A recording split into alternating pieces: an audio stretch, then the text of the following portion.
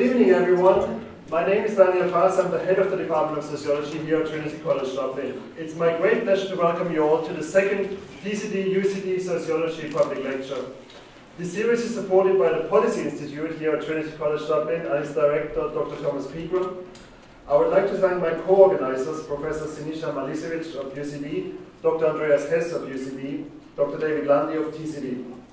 I would like to extend a very warm welcome and thanks to Mark Linnane from the Department of Electronic and Electrical Engineering at Trinity, who is filming the event for us here tonight, and it will be available then subsequently on Trinity's YouTube channels. As always, a few housekeeping rules first.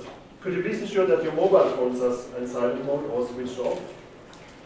Second, please locate the emergency exits, basically the doors through which you came in.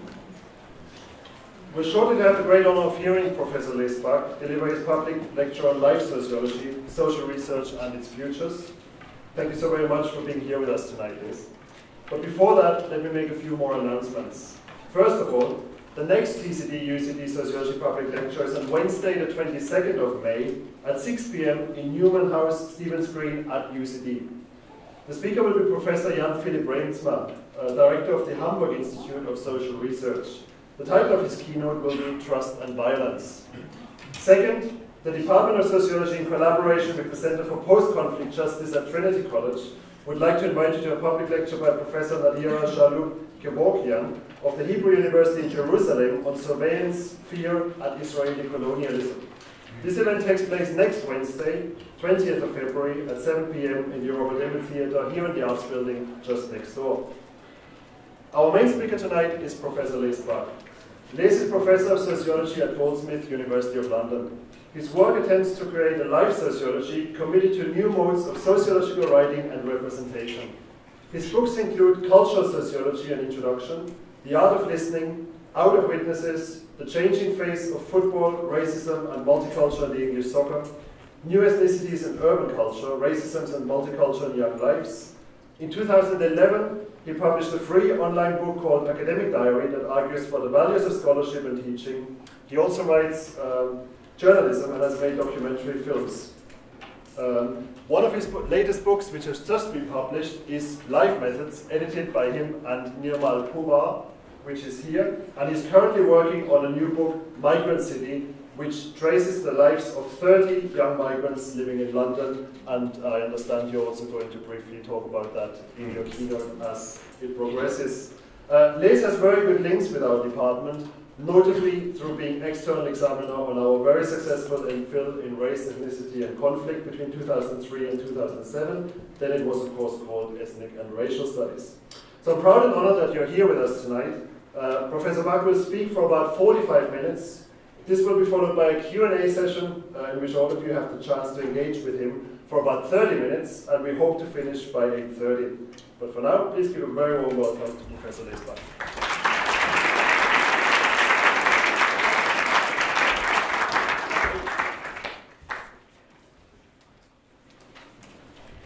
Dan, you can take my manuscripts if you want. You can actually give my talk if you want, actually. Listen, thank you so much to all of you for coming. Oh my God, a full room at 7 o'clock. So bless you for coming. I'd like to also thank Daniel and the department and this collaboration, which sounds a very exciting one.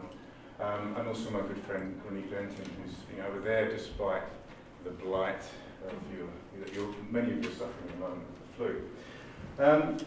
It's always a joy to come here. My talk tonight is really a provocation. And an attempt to sort of think through what has been tough times in the context of the UK, and maybe tough times for sociology and social science more broadly. My title is a little bit of a play on words. Life sociology, live sociology.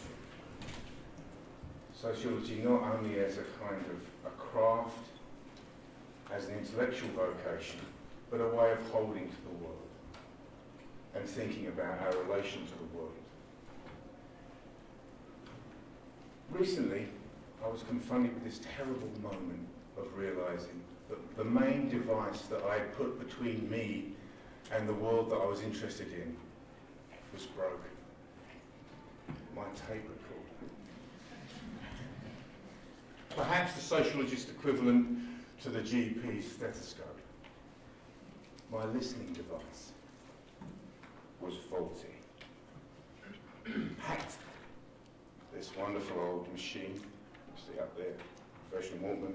I know that many of us feel nostalgic about our devices, with batteries. Went to test it, pressed the button, and the button resisted me. It pushed back. Pressed it ever more frantically, like a kind of technological equivalent of CPR, in a desperate attempt to make it come back to life. It was, and remained, dead as a doornail.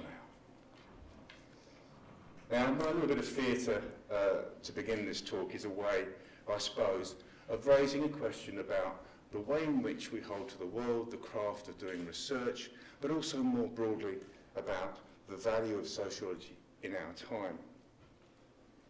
Now, for 50 years, the dominance of the tape recorder, which gave us a capacity to record and transcribe faithfully the tone and quality of the human voice, stopped us thinking, I think, about the ways in which we might use technological devices to enable us to represent, capture, circulate,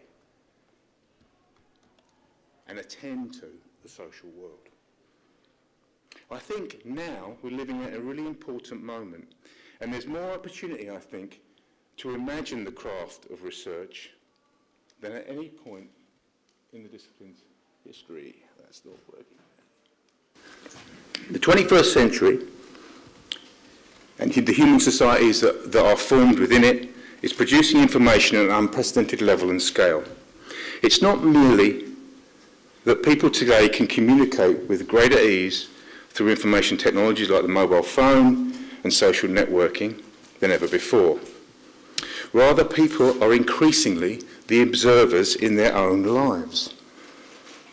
Or in the words of YouTube, they are broadcasting themselves. As a result, social inquiry and analysis is no longer simply the province of researchers. Now, I think this contains an opportunity for sociologists and social researchers to think about how we can add new techniques to our empirical toolbox. It also poses a challenge as to how we assess analytically this spontaneous sociology, as Pierre Bourdieu might have called it. The opportunity offered to social researchers in the 21st century is a potential to train our sociological attentiveness differently and to reflect on the analytical problems posed by the digitisation of social life and the emergence of a global informational culture. However, regardless of what I would argue is the potential of our current moment, from a variety of angles, there is a profound concern that empirical sociology is facing a crisis. Academic research in a digital age, some would say, is being outmanoeuvred by freelance fact makers in policy think tanks and corporate research. Mike Savage and Roger Burrows have argued that empirical sociology is overshadowed by the capacity of industry and commerce to know patterns of behaviour and taste in more sophisticated ways than sociologists and social researchers could ever dream to. They cite the capacity of Amazon to almost automatically anticipate what we want to buy next. It always fills me with great pleasure when I've already bought that thing that they're predicting that I want to buy next. Mike Savage has also pointed out that the digitisation of social relations makes government agencies and security services, as well as commerce able to map descriptive assemblages, which pose empirical sociology with the challenge on a kind of unprecedented scale. Now, this might lead to what I've characterised as something close to data envy. The corporations have so many more resources, the think tanks have much larger access. And Burroughs and Savage admonish us and in a sense, make us think hard about the complacency that often results from saying, well, the thing that the sociological imagination has is a theoretical project. Theory will save us.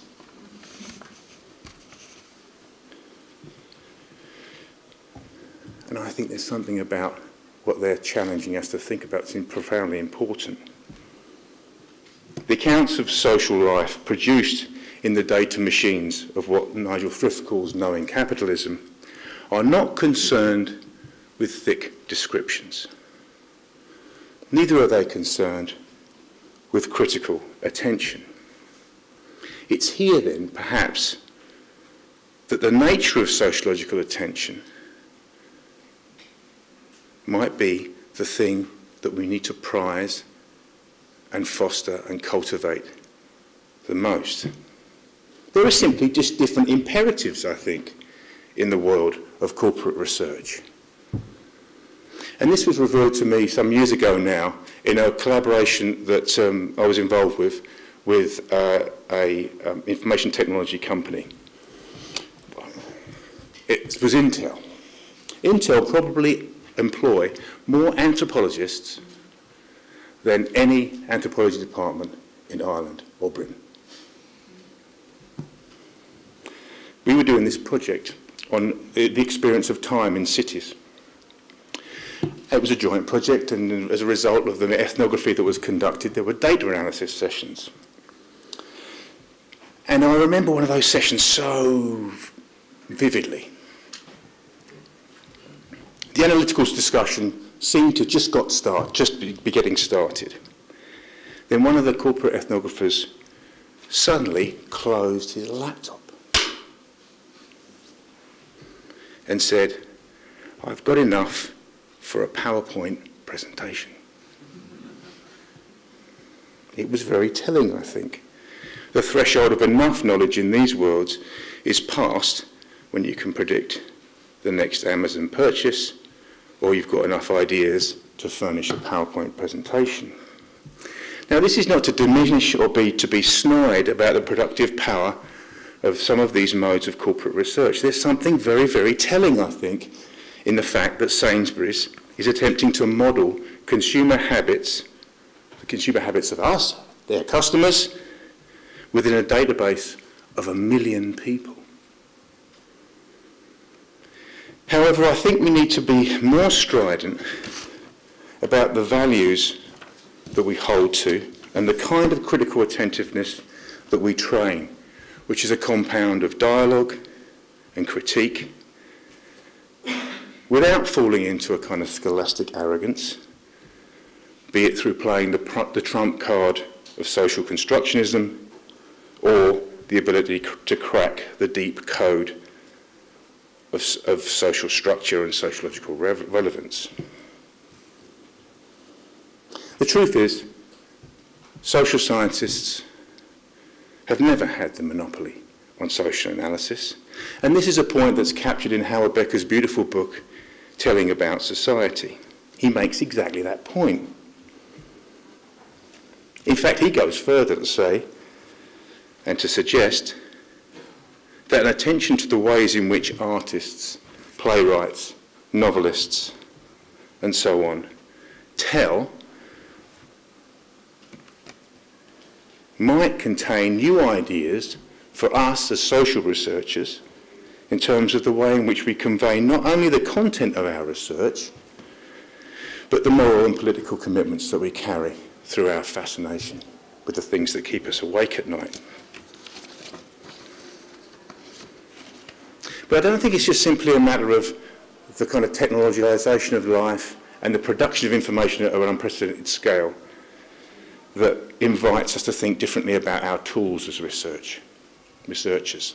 I think the nature of social reality now is newly coordinated in a world and a culture in which we live simultaneously, both on screen and off screen, be it through our mobile phones, our computer screens, or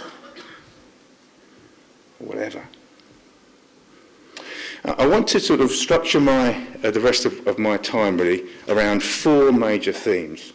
The first thing I want to do is to reflect on what I'm kind of provocatively calling a kind of autopsy of dead sociology, pointing to the aspects of sociological practice that are in our current moment no longer vital. The second thing I want to do is to discuss some of the ethical and political questions raised by the way in which social science techniques and languages have spread and travelled and proliferated within the human terrain. Thirdly, I want to offer an argument for the characterisation of the counterpoint to dead sociology, something that I've been trying to think about for some time, a live sociology, an artful form of sociology that is engaged, but is also bringing a little bit of craftiness into the craft.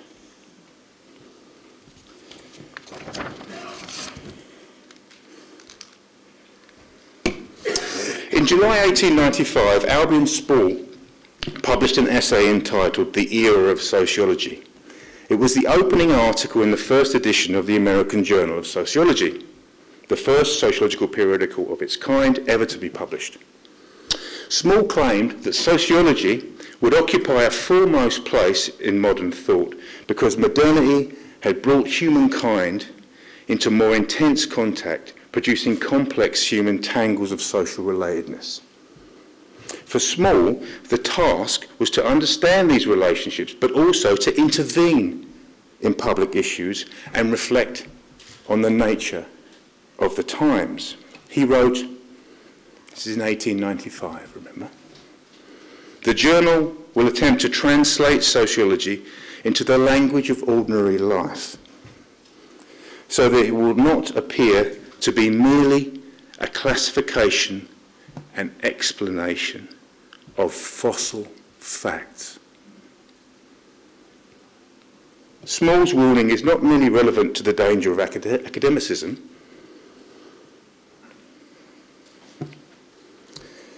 and where that leads to disengagement, but also to the potential for sociological literature itself to turn the diversity of modern liveliness and experience into lifeless relics. How many articles published in the American Journal of Sociology after this would fit this description? Probably more than enough to make Professor Small turn in his grave.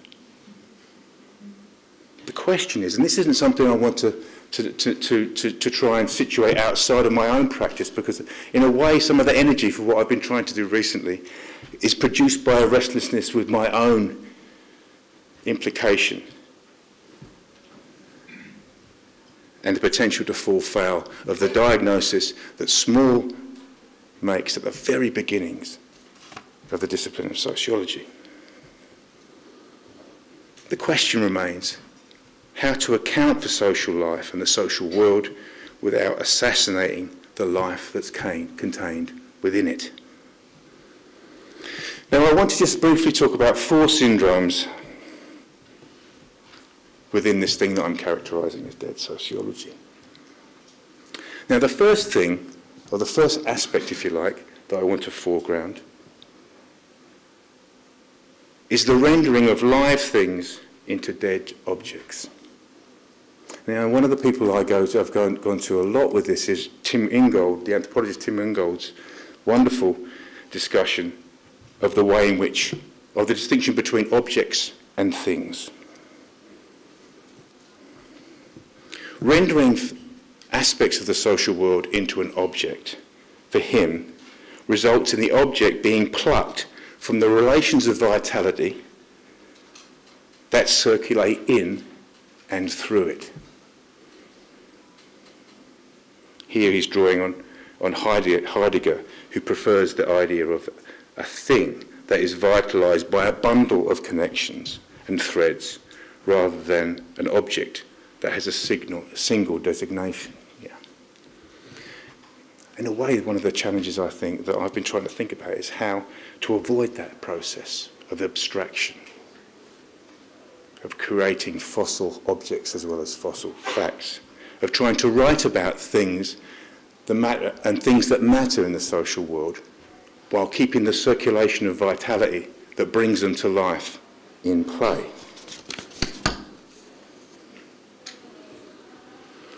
The second aspect of what I want to try and characterise as dead sociology takes comfort from, and I'm drawing from Ulrich Beck here, in zombie concepts.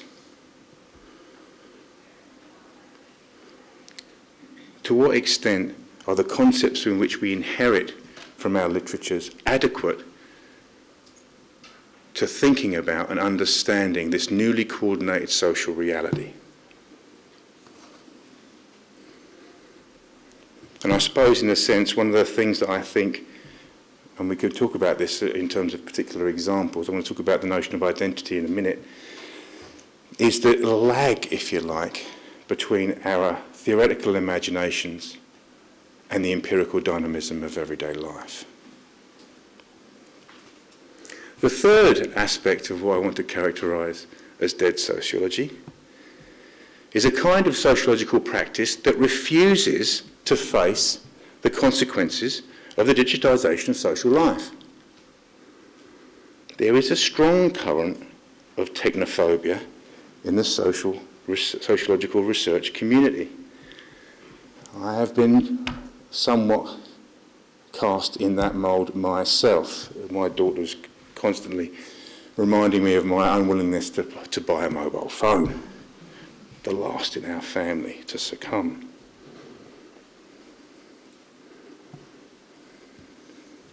As digital natives, I think young researchers are often much more in tune with this dimension of a newly coordinated social world than the professoriate.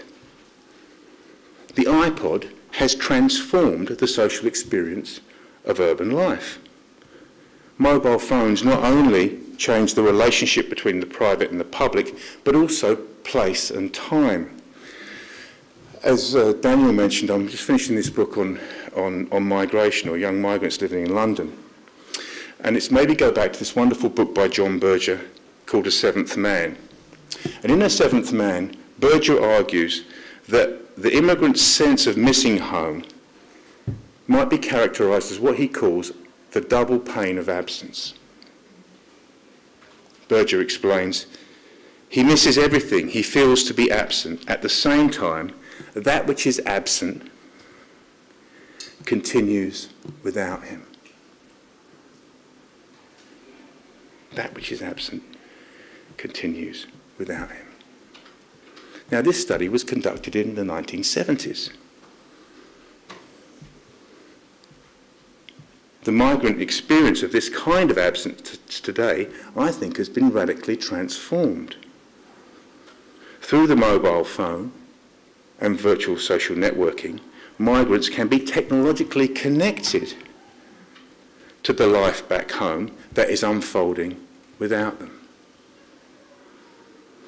They sit in a cafe in London or in Dublin and keep track of lives of loved ones left behind, and even participate remotely through text messaging and email. However, the technological connection doesn't necessarily lessen the pain of absence. Quite the contrary, I think it can exacerbate it. And this was demonstrated by one of the young people involved in this project, which I've been finishing with my colleague and friend Shamsha Sinha. Clifford's life was effectively on hold while his immigration claim was being processed. Documents lost for long periods. He couldn't go forward with his life. He couldn't go back with his life. He couldn't reassess things. He was stuck in this kind of incredible sense of a present. He could not work legally. He could not plan his future. But every day, he kept up with his friends in Ghana who were working, falling in and out of love, and building a life. And the fact that through his iPhone he was in contact with this unfolding life, the unfolding life of his friends and loved ones, in real time, exacerbated his own sense of being trapped in the present. His immigration status meant he was unable to go backwards or forwards. So Clifford's experience, I think, shows how the digitisation of social life has transformed the relationship between here and there, without necessarily lessening the consequences of being caught in between. Lastly then, I think dead sociology is parochial, both geographically and in relationship to the past. And I won't want to rehearse this too much because I know these are very well-worn critiques of sociology that have come from people like Ulrich Beck, what he calls methodological nationalism, which assumes that humanity is naturally divided into a limited number of nation-states. But we might push that further, and I think there's been a kind of post-colonial critique of that, and I'm really inspired by the work of Gurminder Bumrah, who says, well, actually, Beck himself is locked within a kind of Eurocentric formulation in which Western perspectives on this global sociology is caught within what she calls a kind of provincial European understanding that is then presented as universal. So, I'm arguing then for a more vital sociological future. But before I go on to talk about that, I want to talk a little bit about the ethical and political issues that I think are raised by the proliferation or the movement or the traffic in our techniques and tools.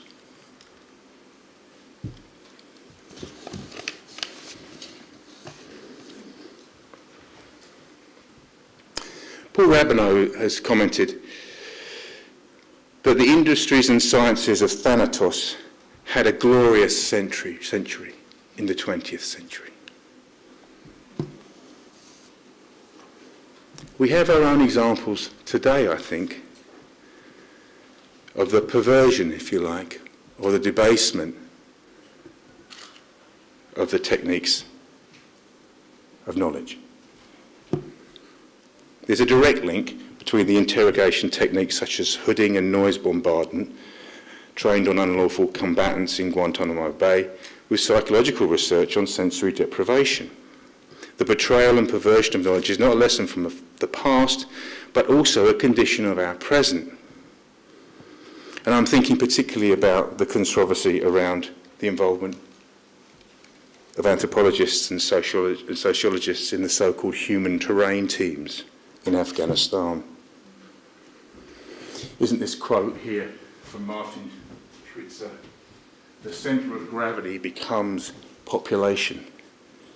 In 2002, we used to kick indoors. In 2007, the Afghan army and Afghan people knock on the door and request to come in, followed by a field worker.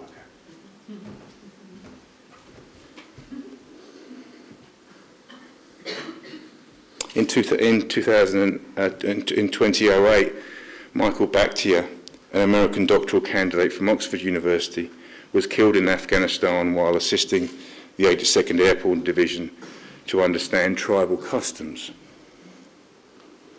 James Dederian, the director of the Global Security Program at Brown University, said his former student had a unique ability to really listen and see, and that came out in his research. Now, the death of this young scholar is tragic, but I think it does raise wider questions regarding the use to which social science is being put and what social research is for. The involvement of researchers in the military human terrain teams replays, I think, anthropology's relationship to the colonial encounter of the past. in the name of cultural translation and understanding in the present.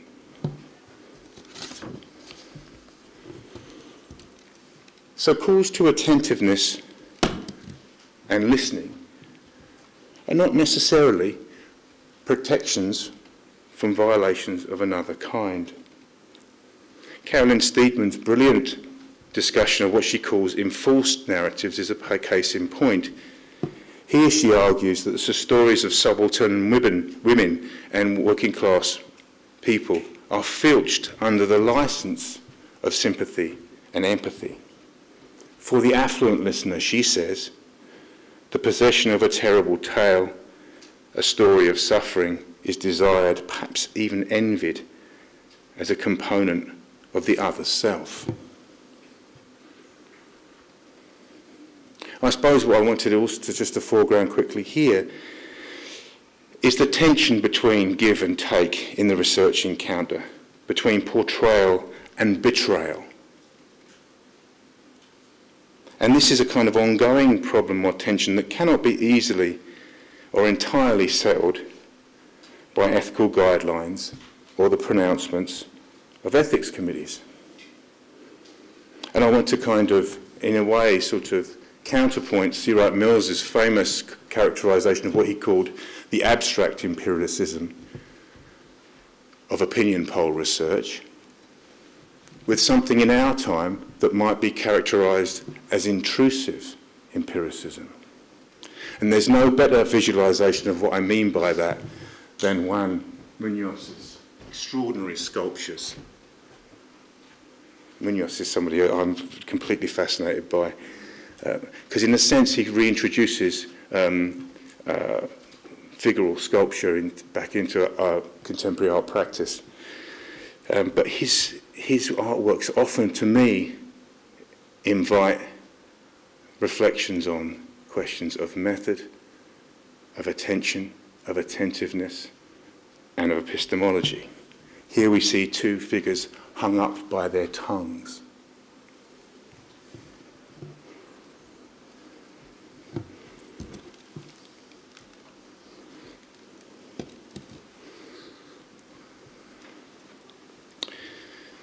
There's something extraordinary, I think, in his artwork. Foregrounds issues of observation, incommensurability, proximity, and telling. Another of his works portrays a mute ventriloquist dummy that looks out onto the floor while possessing the latent potentiality for us to manipulate it and make it speak.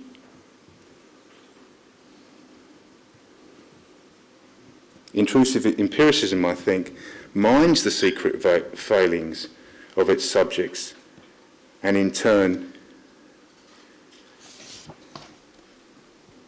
comes to characterize people who are prone to this kind of scrutiny. I mean, in the culture of expose, of revelation,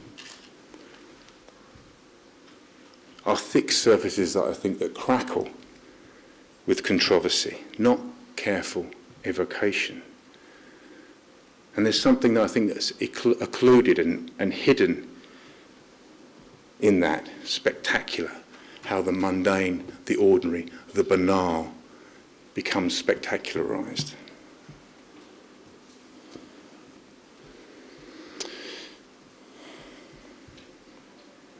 So in a sense, what I'm trying to also raise or think about is not only the potential of these kinds of new types of telling and showing, but also a kind of politics of representation that might be contained within them.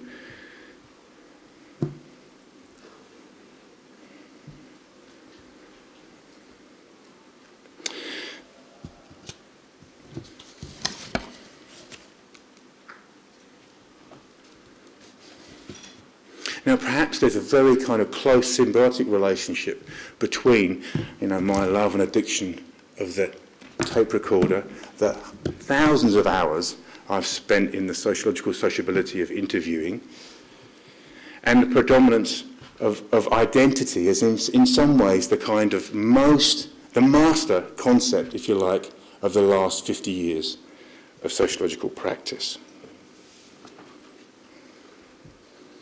And there's a fantastic piece of work by a historian called Philip Gleeson, who points out that the concern with identity emerges at a very particular time.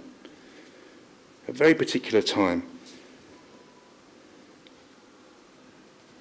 It's a particular moment in the UK obsession, in the US obsession with the question of how to live in a society of difference. The tension between difference and the melting pot.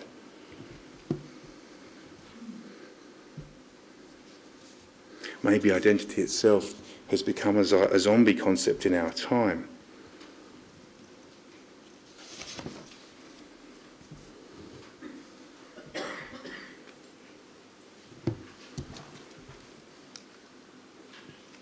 Okay. So, where's my argument going? Well, I suppose the kind of version of sociology that I'm trying to argue for or think about is one that would kind of renounces scholastic arrogance and complicity with power, where sociology can renew its values through training a critical attentiveness that isn't mired in something that I've called ethical hypochondria, that we could come back to, and timidity, at the same time of being mindful of and resolute about the kinds of complicities that we are drawn into as our desire and our yearning to know and understand brings us in contact with others. Now, as a kind of counterpoint, I suppose, to those things which I think are sociological practices that need to be left in the last century, I want to sort of try and sketch out a few qualities and illustrate those, if I can, briefly, in the context of something I want to argue for. Tom Harrison, the founder of mass observation studies, commented, "What you say to a stranger on many matters differ from what you say to a friend, to yourself, to your wife or lover. Also it may, and often does, differ from what you think, or from matters of fact you are trying to remember or describe, or again from what you actually do." Maybe in our time there's an opportunity to broaden our attentiveness to the social world so that we are not so limited by the transcription of talk from tape to text and the dominance of the block quotation in qualitative research and the capacity of that form of representation to tell society in all its complexities. He goes on to conclude in that essay that was published in 1947, "Words both subsist and obscure the sociologist's understanding." And there's a long passage here that I'm not going to read, but I'm going to leave up there for you because I know that you can read faster than I can talk, from this wonderful essay by Law and Urry, where they comment on the limits, if you like, of sociological practice to capture those aspects of social life that are fleeting, that are multiple and distributed, that are sensual and sensuous and sensory and emotional.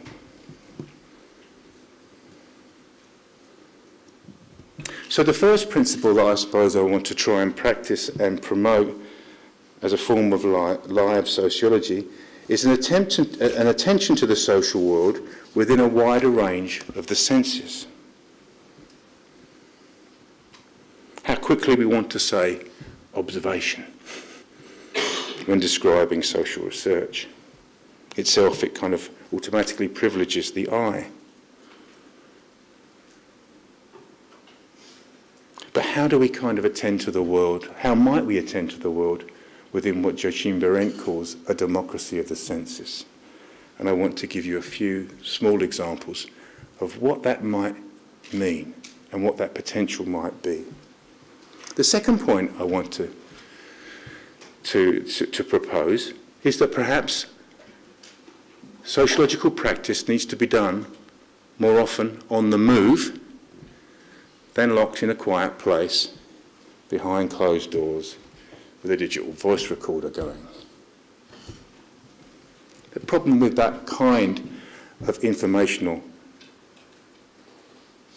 or information gathering moment, if you like, or context, is it's not very sociable. I don't know if any of you have ever had that experience.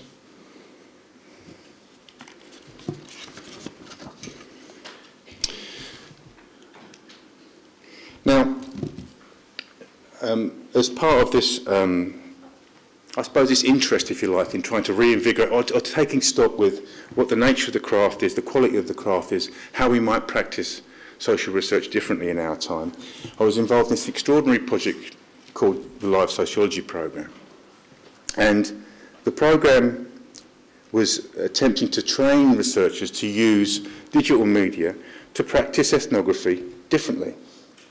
And so what we did was to collect groups of young and not always so young researchers together, and then train researchers into using digital sound and digital cameras and moving image, and then take those devices for a walk. I'm going to do a little bit of cheap magic from Google to take you to a place. This little corner of South London, and a street called Deptford High Street, where there's an extraordinary, vital, sensuous public space every Wednesday and every Saturday in the form of a market. In a way, what this experiment tried to do was to develop a kind of model of collective observation, or pluralising the vantage points from which sociological attentiveness or ethnographic attentiveness could be trained. And part of what we wanted to do, I think, was to focus on and describe that which was all around us and yet might remain unnoticed, inspired by George Perek's eccentric experiments. Perek once commented, "To describe what's left, what isn't usually noted down, what isn't noticed, what has no importance, what happens when nothing is happening. Just the weather, people, cars, clouds." But what was really interesting about this experiment with group observation, or pluralising the vantage points of observation, was the variety of things that people noticed and trained their sociological imaginations on. The device, the camera,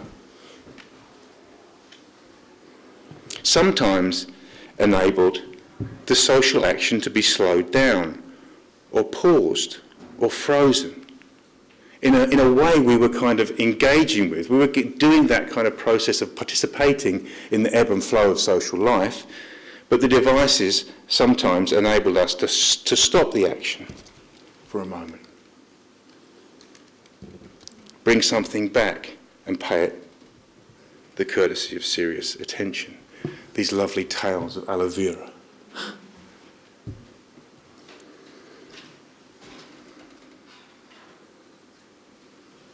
The digital devices that enabled us to engage with the matter of things and things that matter.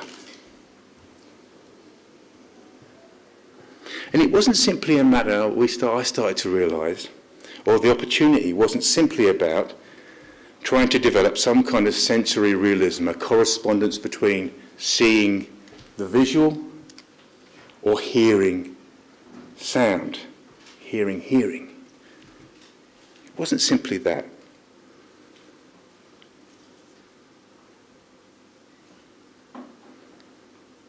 Audio recorders offered something else. You know, we were trying to record the soundscape of the market very often, rather than just narratives about what was going on.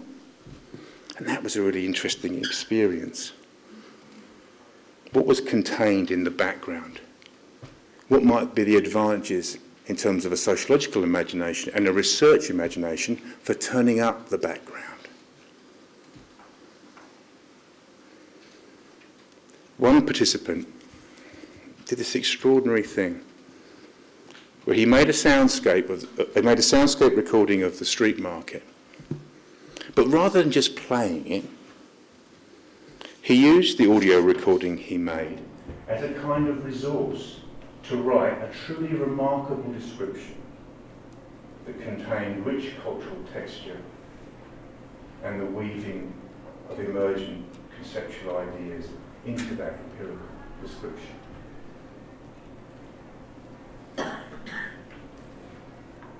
Now, I suppose as well, I like this one, just again with that sort of spirit of trying to make this box a thing rather than an object. I love this, So this is from one of the fish stalls on the market. A box of frozen tilapia steaks, caught in Mozambique, packed in China, sold in Deptford. In a way, the vitality of that journey of that one object revealed something to us about the kind of complex forms of interconnection and the traces of the elsewhere in the close at hand.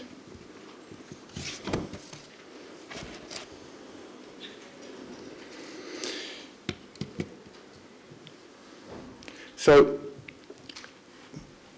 this is kind of leading to, I suppose, to an interest in not simply a kind of sociology of art practice or a sociology of computing or digital culture, but rather a more collaborative practice, which is mutually transformative. Sociology with art, maybe, or sociology with computing and digital culture.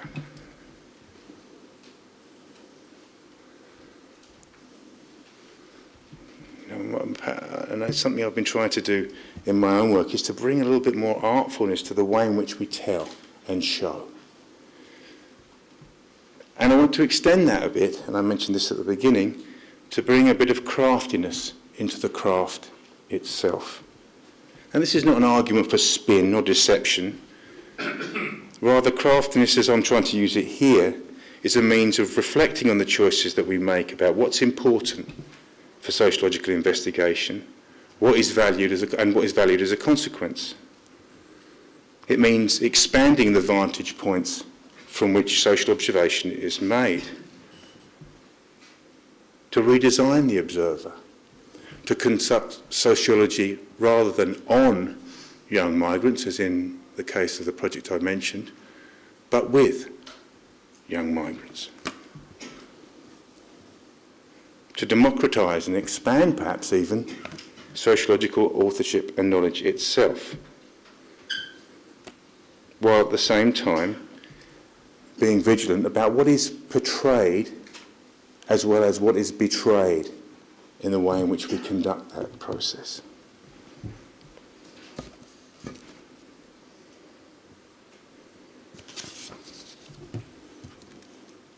Now, in a moment or a time when participants themselves are broadcasting their experience in unprecedented ways, everywhere, from MySpace to YouTube, this might add another dimension, I think, to the issues raised by Caroline Steedman. Because self-revelation and self-narrative are uploaded without invitation. Is there any longer, following Steedman's analysis, a silent other that elicits such tales? And perhaps, I think this is true actually, that upload culture and online social networks produce a kind of vulnerability, particularly for the young, that results in self-exposure. So in a way, what I've also been trying to think about is that the danger of researchers like myself who want to embrace these opportunities as being drawn into a complicity with that process itself.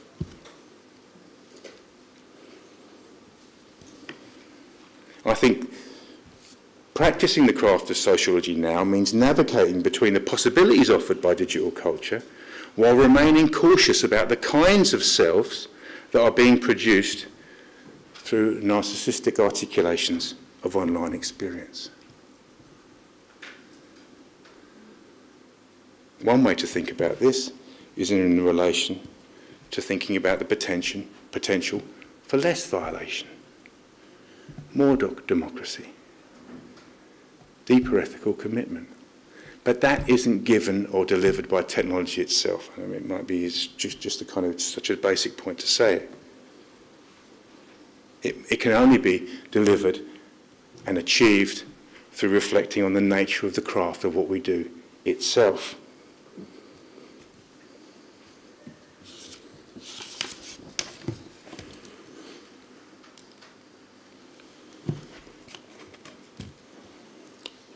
There's a passage in that essay by Law and Urry that I want to come back to. It's this one. They write, if methods are not innocent, then they are also political. They help make realities. But the question is, which realities? Which do we want to make more real? And which less real?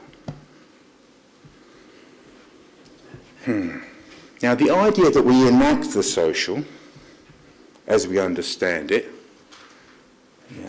that enactment is what's betrayed in our portrayals, the enactment itself. If we think about that process, it might help us think about the possibilities of doing that process of enactment differently. When I got to the end of thinking this through, maybe all the things that I've been involved with, and maybe some of the things that you've been involved with, have been connected to this project of making some realities, some things, more real, more significant than others, than turning down the dominant, loud, confident, certain voices of public pronouncement, and retuning and turning up those voices that are mute or concealed. Maybe that's what I've been doing all along, turning up and magnifying, projecting a box of fish on a big screen like that to try and illustrate a globalization from below.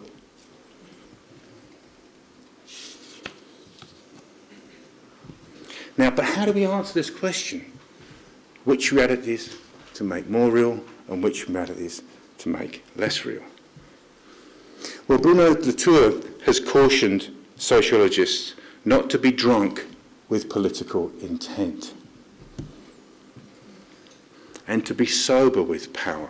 And I think he's making a very important point there, because what Latour argues, and I think his diagnosis is right, although I don't completely agree with it fully, is that the moral commitments of critical sociology can inhibit our capacity to notice what is before us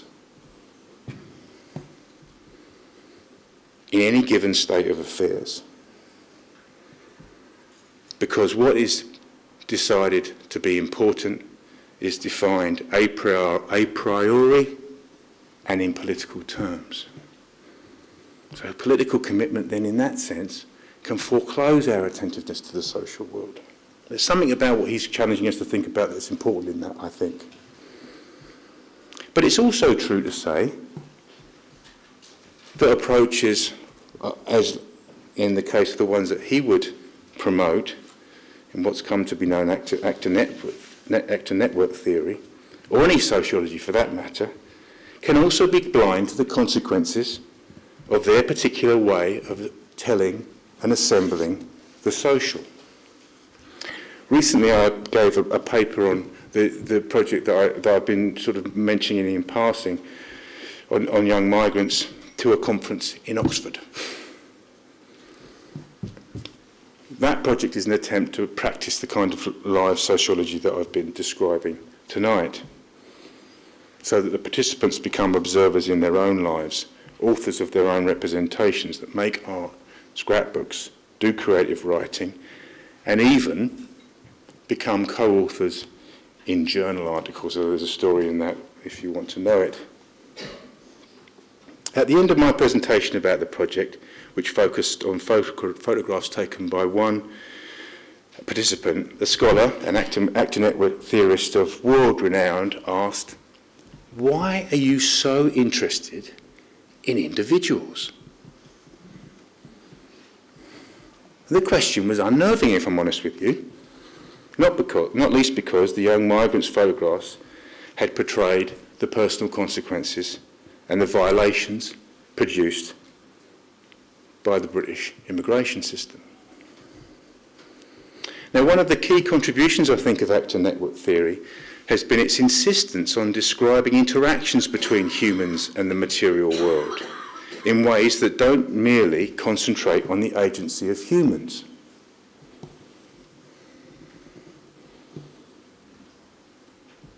Rather, actor network theory sees assemblages of human and non-human elements interacting in mutually connected fields of action. And I think what's been important about what's important about that tradition is it seeks to cut down kind of human hubris to size. But in the context of this discussion, I would also say that there are consequences for enacting the social in that way.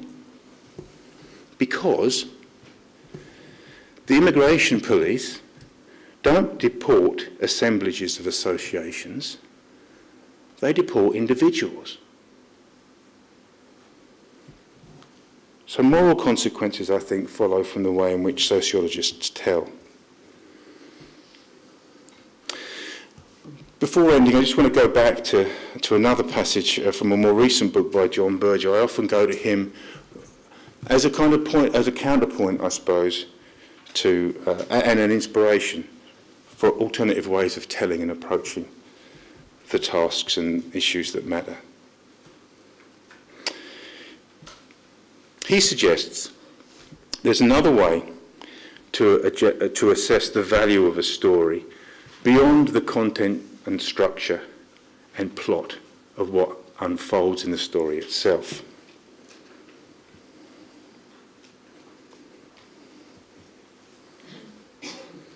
And he suggests that there's a value in asking where the story leaves those who have followed it. Where does the story leave those who have followed it? In what frame of mind are the readers as they close the book and continue on with their lives? And deciding on the moral of the story is only one way to approach this issue.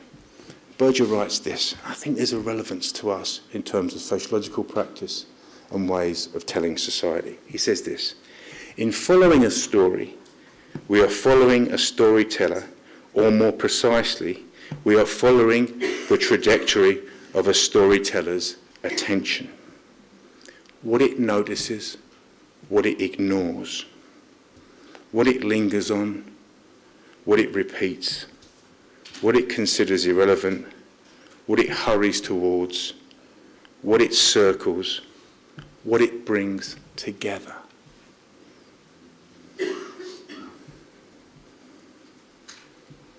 Now, similarly, I want to suggest that maybe the value of sociological work is also to be found in the trajectory of the sociologist's attention and the quality of the attentiveness we train on the world.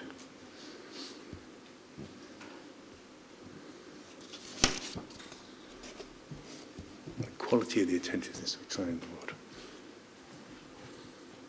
Maybe that's one way to answer the empirical crisis that Burroughs and Savage foreground. Now, I think the decision about which realities we make less real and more real, I've come to think, and you might think I'm completely wrong about this, and I hope you do, so we'll have an interesting argument about it, is I don't think you can settle that question in terms other than ethical and political ones.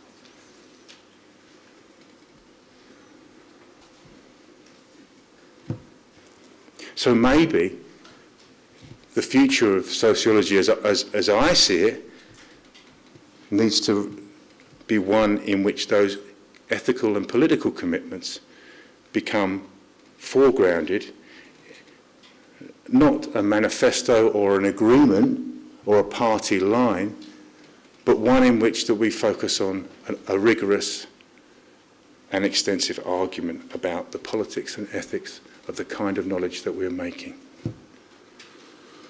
And this is just not a methodological matter of bringing sociology to life, but I think also a way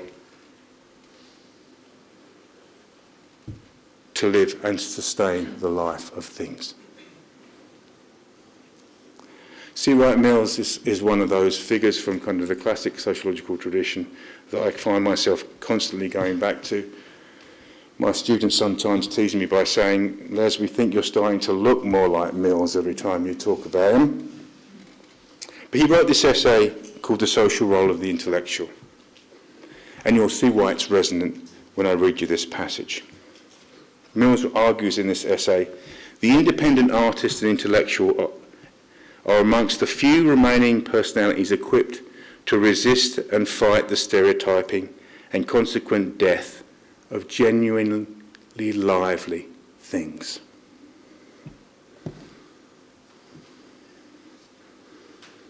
The death of genuinely lively things.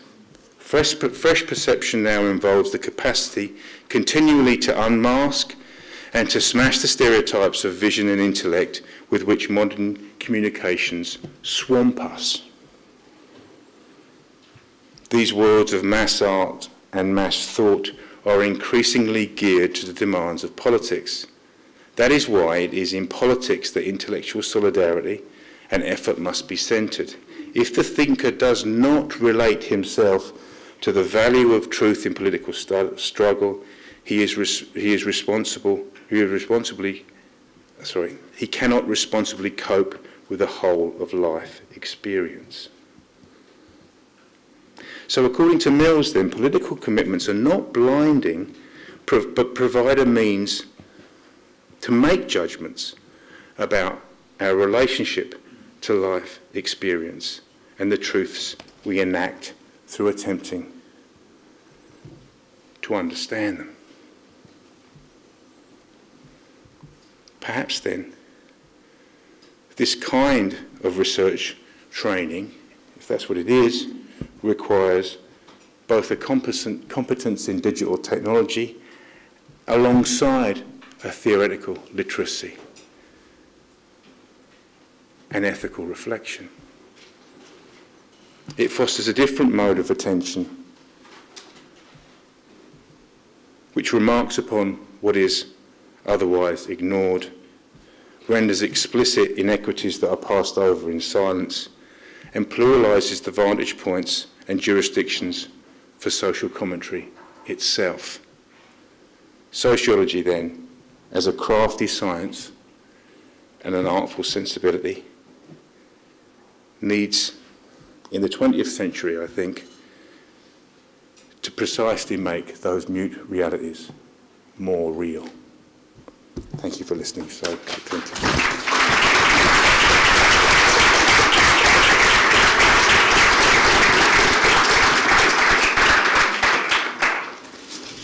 Now, thank you very much, Les, for this very insightful and powerful presentation of how the discipline is alive and engaging with the public and so forth. I would really like all of us to gather some questions and to engage with the presentations. What we're going to do is to maybe cluster your queries and take three. I pass around the mic as well. So we have the first round of about 3 questions, and I give Les then a chance to reply, and then we take another round or 2 depending on time. So who wants to go first?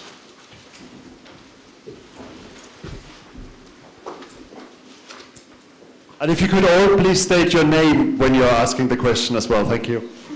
Hi there. I'm Kate Kenny from Political Science and Sociology at NUI Galway. And thank you for a very stimulating and fascinating talk. It brought up some very interesting things for me about methods.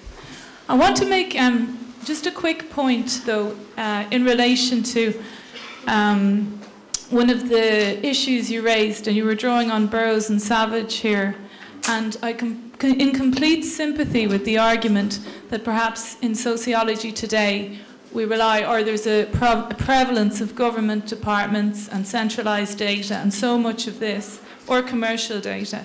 But I think it's important in a forum like this to be conscious of the audience, and particularly the geographical location that one is giving the talk in. In Ireland, we've had issues with the gathering of data. In fact, for some of the most important sociological problems, for example, child protection, there simply hasn't been that data. So I think it's important to qualify and enrich those insights with that, sensitivity to the geographical area. So that was one point to make. And just a second quick query. When it comes to this reification, fossilization of sociological insight, which I'm again in agreement with you about, I work with activists in banking who are struggling to be heard in their anti-corruption protests. They ask sociologists for that fossilized stuff. They require that kind of hard fact, boring data. Now, I'm not speaking against the richness of live sociology, not at all, but perhaps to add to it the importance and necessity, and that people ask that from sociologists. Anybody else?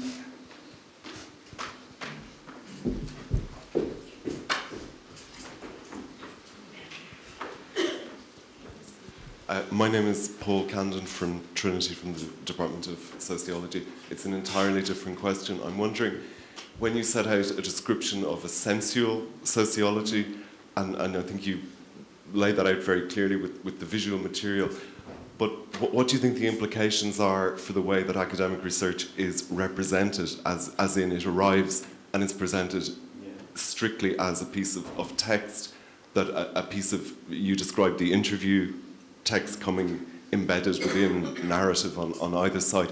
How does the convention within which academic work is presented move beyond that and embrace some of the digital culture that you alluded to? And you know, I've had experience of asking people, you know, can I put a YouTube clip into my piece of research? And you know, a conservative kind of frown tends to be the response. So I'm wondering how that's facilitated and how you see that fitting in with it. Yeah. And maybe one more. Thank you for really very invigorating lecture. I have to think about it a lot. But my question is slightly different. Social networks, of which you know that we are Facebook friends. Produce. Yeah. You're not an active guy. But the point is, they produce so much material. Yeah. A lot with very reflexive. They produce analysis, because some of the participants in my list are sociologists or anthropologists or whatever. Yeah. And in fact, you don't have to anymore get out of your workroom and your computer, because it's all there, and you can really have amazing material because people actually upload stuff as it's happening. Yeah. I'm particularly interested in Palestine, so people upload demonstration as they happen, appropriation as they happen. The data is there, yeah. The analysis is there. Where does it leave sociology? I feel almost we become somewhat redundant, or are we? Or how can we use it? I mean, I'm constantly thinking about it. I have a friend now who is doing research sociology, so doing research on the use of Facebook during the Gaza war amongst activists. So she's kind of asked us various questions. But basically, it's Facebook researching Facebook, researching Facebook. What's going on?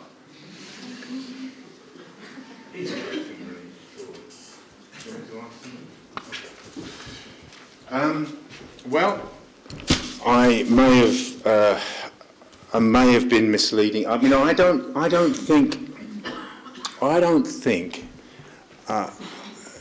despite how it may sound, and perhaps the personal exasperations of doing work in that interface with corporate may have come through, but I'm not saying that we shouldn't engage with either public forms of knowledge production or corporate ones at all, actually, and that some of those kinds of knowledge production are actually incredibly useful and important, actually, and not to be dismissed. So, I mean, I think the points that you raise are incredibly important, you know, and so it's not to sort of diminish the significance of those kinds of information, the politics of data, in the politics of information, if you like.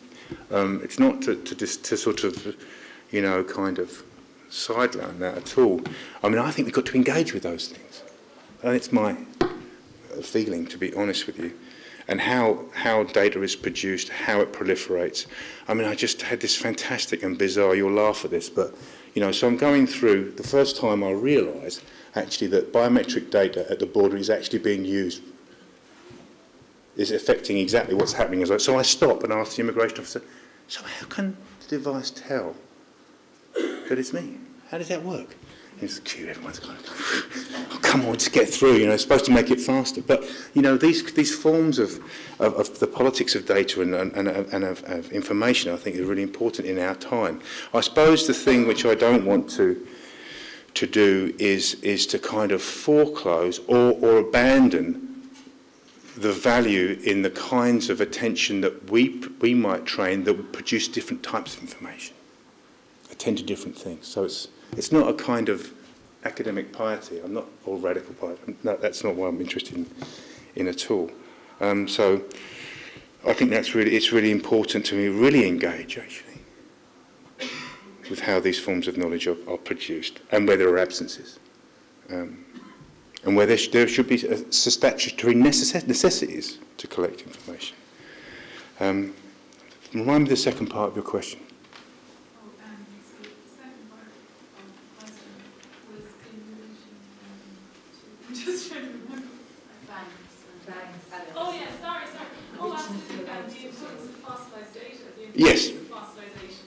And, you know, I'm not Yes. against, but just No. that we reflect on our position in the outside world and how sociologists look to other people, and sometimes we have a functional function. No, for sure. Provide that for hard stuff. Yeah. So I know you're not arguing with No, and just that we recall that. I mean, the other thing that's right, of course, yeah, and the thing that comes to mind as you say, you remind me of it again, is that, you know, when you find yourself in public engagement, very often it's that kind of, you know, the arbiter of fossil facts that you end up kind of occupying as a position, as an authority. So no, of course, you're absolutely right to make me think harder about that. I mean, I suppose in a way, I think when I went back to that Albion Small thing and it made me smile, was in a way, I guess what I took from it was that kind of incredible energy that early generation had to be part of a public conversation. You know, to not professionalise to the point of, you know, of having a very limited engagement in public discussion, publishing in journals and so on. Not that I think that's bad, but, you know, the limitation of that kind of professionalisation and narrowing of our reach and of our kind of engagement. Ramit's questions. Well, I think we've got to be in those networks and be thinking about, well, what kind of version of social life is happening on screen in that way? What does it make possible? I think it's making all kinds of things possible, actually. It's making the circulation of thought possible in ways that are just unprecedented, I think. You know, one of the things which really made me think hard about this was one of the papers that Shamsha and I have written. We circulated to a friend and colleague who you know, Avery Gordon in California, who set this paper, which hadn't been published yet, to her class. In the paper included Shamsha and myself, including one of the participants who had her own name on the top of the piece. The journal didn't want to do this because it kind of upset all kinds of things about academic propriety. You know, this person, Charlene Bryant, her name is, didn't have an institutional affiliation for a start. That's confusing. The second thing was that, if this is a participant, doesn't it mean you're violating the journal's commitment to anonymity of respondents? Anyway, the thing was really, it's not that point I wanted to make, but what was really interesting was that as the students read this article prior to publication, what did they do? Well, the first thing they did was that they Googled each of the 3 names on the top of the article, including Charlene, and found a YouTube clip of hers, her performing some of her poetry on the University of East London website, and treated her, actually, as an author alongside the other 2 names. I just thought, wasn't that interesting, that circulation of data in a way that was, I've never experienced before. I don't think we're coping with it yet. No, I don't. We're in the middle of a huge change, not only the mobile phone and the Skype, but this precisely, this continuous circulation of information. I think that means there are opportunities for us as well as costs. And it comes back to your point. I mean, the conventional formats for academic writing are so conservative, are so limited by the page and paper formats. Now, I'm not suggesting for a minute that those formats aren't important, but they're limiting the capacity for us to kind of embrace the opportunities that are there. It was mentioned before, this little sort of mad project that I couldn't let go of called The Academic Diary. The Academic Diary is a book about the things that we care about in the form of a diary. When you click on it, you see a diary on a desk like that. If you click on the diary, it opens, and then a soundtrack starts. I just love the idea of trying to create an acoustic environment for the writing. I mean, that seems mad, but there are potentials, I think, within digital culture to create different kinds of sensuous texts and formats. Okay, let's have another round. 3 brief questions. Yeah, Andreas is from UCD Sociology. I'm not so sure. Let me challenge you on 2 things. Number one is, the nice steak that we saw there. About 500 years ago, bass fishermen went to Newfoundland, caught fish, salted it, brought it to Europe and sold it to the rest of the world as it was known then. So what's the difference apart from the picture? It's probably more accelerated now, but substantially it's not that new. So maybe, there's a little bit of fetishism in terms of the medium is the message here. Which brings me to the second point, the relationship between methods and theory. I don't know, maybe you describe a new paradigm here. I'm not so sure about this. I'm hearing this the first time. Yeah. But, let's say, what's the alternative, or what else is on offer? At least in the new cultural sociology, American style, let's say, the way Jeffrey Alexander does it, has a very close relationship in which the 2 are not separate, right? So he follows pretty much the Geertzian and actually Millsian stream of not separating the 2. Yeah. So I just would like to hear, what you have to say about that. All right. Well, this is... Shall we take another 2? Yeah, okay. Okay. Thank you. Fiona Smith from the School of Education here in Trinity. Yeah. Mine, rather than a question, is maybe a request for clarification. I'm not sure if I misunderstood what seemed to be a contrast that you were making between narratives being elicited by researchers in the negative sense as an intrusive empiricism, and a broadcast culture from the likes of YouTube where narratives seem to be tumbling forward spontaneously from their authors. But I would kind of ask, is that not just as elicited, but it's elicited by the culture that those broadcasters are living in? And surely if you put any 2 individuals standing next to each other, there will be a narrative elicited just by their proximity. And maybe that doesn't make the person who's speaking and revealing their narrative any less agentive. No. So just if you could clarify. Yeah, no, sure. I mean, I think I'd probably just collapse those 2 things, to be honest with you. Anybody? Hello, my name is Anne Daly. I'm not a sociologist. I'm actually a filmmaker and I'm a lecturer in broadcast journalism. But it's more an observation. I was reading an article by Gillian Tett in the Financial Times magazine today, and it was very interesting, and I suppose it has a relevance in terms of what's being said here tonight. She was making a comment on being at the Davos conference a couple of weeks ago, and she said she was completely surprised that she went to one of the economic lectures, but it was focused on education. Yeah. And she made an observation that one of the lecturers from MIT was talking about the extraordinary impact of having open source courses, I think was what she referred to. And she said in the article there was a 14-year-old girl from Pakistan who was in the audience and who had taken one of these courses online. And it just blew my mind, the idea that, you know, the way education and transmission of information and story is fundamentally changing. I just read this evening, so I'm putting that into the mix in terms of what we're saying here this evening. Thank you. Yeah, okay. The difference between the box of fish and the site, you know, very obsessed with fish, actually, so I shouldn't talk about it too much. Difference is that box of fish didn't come out of the sea except for when it was caught. It came out of the sky, it was flown in. You know, there's something interesting about that in terms of the speed, if you like, and the interconnectedness of things and their traffic, if you like. But there's a whole, it reveals a whole fantastic kind of how that box of fish gets from where it's caught to where it is now, and the sort of tensions and combinations of a kind of globalisation for below, with racism, with an industry that's excluding some of the other fish sellers on that street who are not white natives. But that's beside the point. So I think things are different. Of course, globalisation didn't begin with the jet plane, but something else is happening in the age of, you know, the fact that I can get here this morning in 50 minutes is significant in that regard, I think, still. Anyway, but so I don't think it's always been that. So I'm not going to argue about that. I mean, I think something qualitatively is happening now that's different than that's what happened before in my lifetime.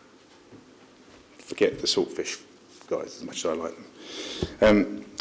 I don't think there's any tension, any contradiction between that sort of conversation about the relationship between theory and method and the kind of things I want to try and work with. If you see a tension, I'd be interested to know what you thought about it, but I still think that the sociological imagination has to hold as its fundamental commitments the relationship between theory and method, so that we avoid empty forms of ingenuity, as Mills talked about it, as well as the relationship between biography and history. I still think those two things, sets of things, are crucial. So I'm not arguing for a break with that. I'm not so convinced about Jeffrey Alexander in some ways, but I don't think that what I'm trying to do is in a different kind of spirit. Fiona's points, I think the reason why I put those kind of examples out in the way that I did in this presentation is to be provocative in a way. I don't think intrusive empiricism is an inevitable result of doing interviews, you know. But I think the risk of that kind of exposure and intrusion is abroad in every encounter. You know, it's there. It's a chance. So it's the politics of data which I'm arguing for, if you like, in a way that is open and is thinking hard. I don't know if that. So I'm not trying to say that, you know, all forms of social research are intrusive empiricism. I just don't think that's right. You know, I couldn't say that really. But I think intrusive empiricism and self-exposure is very powerful. That kind of a powerful force in our culture, in our time. You know, the reality TV expose. I mean, isn't that a significant shift? Making the banal spectacular in that way. Anyway, so I don't. I guess I'm arguing for a kind of a serious reflection on the ethics and politics of knowledge production and of data. The point that you raised, is as much as our kind of our academic culture seems to be narrowing the parameters of what we're expected to do and write, and as much as academic publishers and presses are becoming more conservative with regard to the kinds of books that they'll publish, for example, and the formats of publication. All that's happening. There's a kind of incredible academic conservatism in terms of the modes in which we're expected to communicate, tell, and represent. At the same time, there is that possibility. You know, that the kind of oratorical machines, as Swift once talked about them, of our time, have changed fundamentally. Fundamentally. And there's an opportunity there, I think, for different kinds of modes of telling and showing and representing social research. I mean, it would be disingenuous of me in the extreme to say to young researchers, well, just invest in those things, because those things aren't as legible in the cultures of audit as a single-authored monograph, even if it's a hardback book that is £80 or whatever the equivalent is here. You know, those kinds of opportunities aren't legible. I'm not sure how long that can continue, to be honest with you, but they aren't legible within the culture of audit in the way that the conventional paper formats are.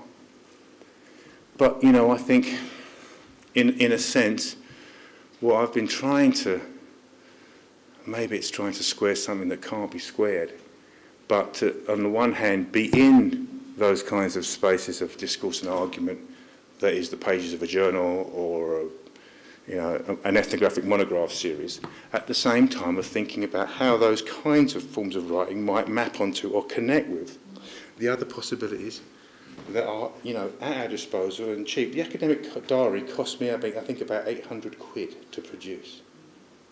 You know, every publisher I went to said, "Wow, what a good idea! What a good idea! But couldn't you do something else?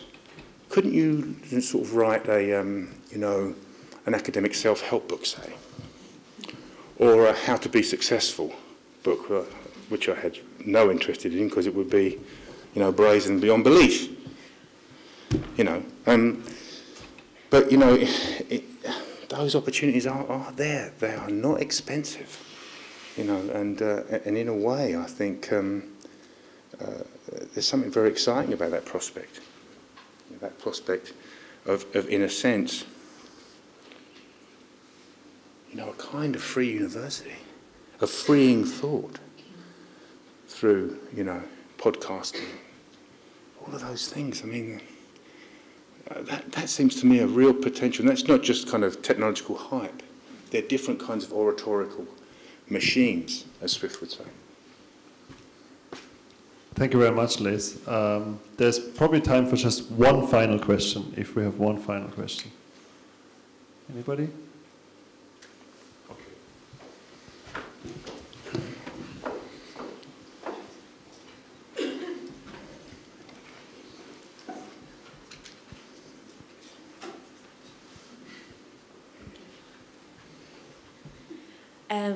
Part of I really appreciated a lot of your talk, particularly the breadth of material you drew from. So I was just wondering, I'm Katie Sheehan, I'm in the sociology department here, sorry.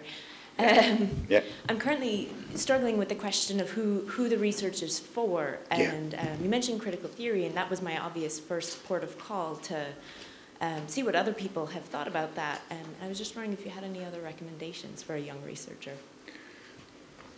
Who is it for? Who is it for? Well, this is going to sound glib, I don't mean it to, but it's enough for me, in the first instance, that it's for you. It's for you to realise your voice and realise what it is that you feel passionate about, even if it only means there are 2 examiners, it won't happen. But if that were the case, it would still be worthy, useful and valuable to my mind. Maybe it's my age showing. But I'm starting to feel much more confident, if you like, about the value of that, of realising your own project for yourself. It's never going to be only useful to you. Now, my favourite example in terms of who a PhD thesis might be for is this young woman who's not had an academic career. Her name is Emma Nugent. She started out life as working as a designer in the knowledge economy. She had a job in those days, it's probably still being called, as a creative. She had this dream job as a creative person. But as she started to go to work every day for weeks and weeks and months and months and months, the expectation that she had to be so damn creative every day became a complete prison. The boundary between her working life and the rest of her life was profoundly blurred. She was constantly living with the anxiety that she was only as good as her last design. Anyway, so she leaves that world. She comes and does a degree in sociology and cultural studies at the University of Birmingham. Years later, she ends up applying for a PhD program at Goldsmiths, and she went back to those places that were so suffocating to her and wrote a PhD trying to make sense of what that was all about. How could it be that these dream jobs ended up feeling like complete imprisonment and confinement and suffocation? Anyway, she does this really extraordinary ethnography. Gets to the end of the process. She's very committed to trying to write this project as lucidly and as accessibly as possible. So what does she do? She goes to one of the proofreaders that she used to work on the magazine with and said, would you read this for me, just to make sure that I'm, to see if I'm convincing you. You haven't read any sociology theory. Anyway, so her proofreading friend, who had worked in the same company, comes back with the text marked up very carefully, probably with the examiner's eyes in mind, very carefully. Emma asked her, well, what did you think of it? What do you think of it? What do you think of it? Thanks for doing all the proofreading, and I really appreciate the suggestions, but what did you think of it? And she said, and I shall never forget what she told me. She said, well, reading it made me forgive myself for that part of my life. Because obviously in a workplace like that, it's not only that the job is suffocating, but people turn on each other. The harsh auctions of judgment that happen in that kind of professional world. I just thought, well, if only that one person had read it, it'd have done something important. It'd have been for something. Of course, that's not the case. It's been read by many people. So in a way, that might sound like a timid response, but, I don't think you need to have to carry, although we're all constant, the fact you're asking that question is important, but I don't think you should be suffocated by that question, if you like, or inhibited by it. The honest truth is, we can't know. We really can't know who it's for, how our aspirations translate into, how that translates into something beyond what we try and do. I think in the end, that's what we need our readers for, to decide that question. Now, on that optimistic note, we bring the event to a conclusion, and I would like to thank again Les Bach very much for his fabulous keynote. Could we please give him a warm round of applause?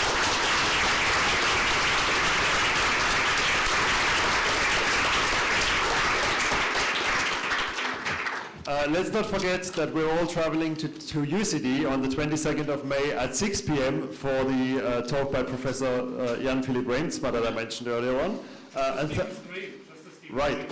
And last but not least, thank you all for being here tonight. And good night, everyone.